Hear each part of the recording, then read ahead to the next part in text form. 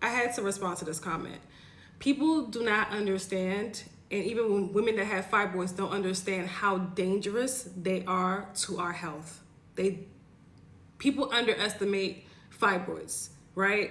Because doctors unfortunately make it seem like it's not a big deal at first, when you first get them, when they're smaller, when they're not causing issues yet.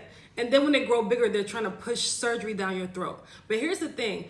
Fibroids, as they get bigger, they start pressing on other organs, right? That's number one. That's the one reason why they're dangerous, because they start pressing on other organs, on the bladder, on the kidneys, and they can really wreak havoc in the body, and they can prevent, pregnancies and things, or cause you to not be able to hold pregnancies, right? There's that. And then there's the other layer to it, where when you have fibroids, you have what is called estrogen dominance, right? Your body's in a compromised state. Your hormones are out of balance, right? And when your body is in that state, that means is that you're more susceptible to other estrogen dominant conditions. This is why you see a lot of women that have like fibroids. They also have PCOS, or fibroids and endometriosis, or fibroids and thyroid issues, right?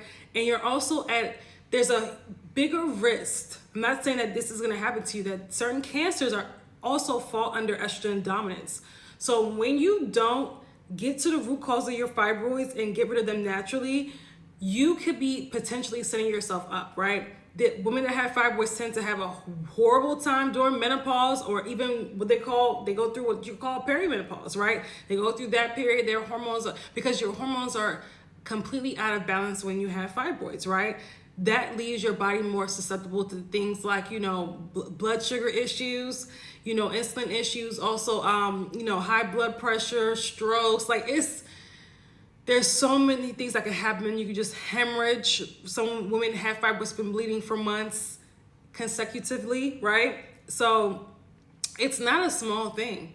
It's not a small thing. A lot of us, like I said, we underestimate fibroids, okay? So if you have fibroids, what you want to do is powerfully, you want to get to the root cause of the issue. You want to shrink and dissolve your fibroids naturally.